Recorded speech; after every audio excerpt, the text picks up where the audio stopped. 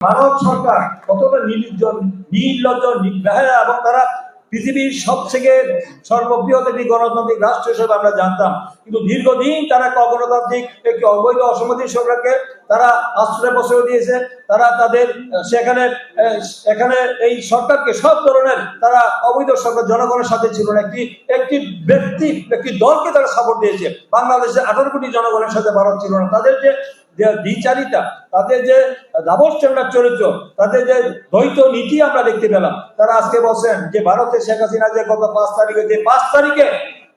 তারিখ বাংলাদেশের 18 কোটি মানুষের রক্তকরণ হয়েছে, বাংলাদেশের মানুষের যেটি মানুষের এই দেশের মানুষ তার পতনের জন্য যে লক্ষ কোটি জনগণ রাস্তায় নেমেছিল, ঠিক সেই দিনে আমরা দেখলাম ভারত সরকার শেখ হাসিনাকে যে সাংবাদিক সম্মেলন করার সুযোগ করে দিয়েছে, গণমাধ্যমের সাথে সে মত প্রকাশ করার জন্য তাকে অনুমতি দিয়েছে। তাকে যখন বাংলাদেশ সরকার যখন সেখানে প্রতিবাদ করেছে, বাংলাদেশ সরকার কূটনৈতিক ভাবে তার পররাষ্ট্র মন্ত্রণালয় প্রতিবাদ করা হয়েছে, কিভাবে তাকে তখন তারা বলছেন যে না, এটার সাথে তাদের কোনো সম্পর্ক তারা জানেন না, এবং তাদের কোনো তারা জানেন না এই কথা। একটা দেশের পালিয়ে যাওয়া তারা কতটা মানে আমাদের এই দেশের প্রতি তাদের অবহেলা, এবং দেশকে তারা বাংলাদেশকে তারা কিভাবে দেখছেন, এটা নিয়ে আমাদের জনগণের মধ্যে মানে উদ্বেগ খুবই সৃষ্টি হয়েছে।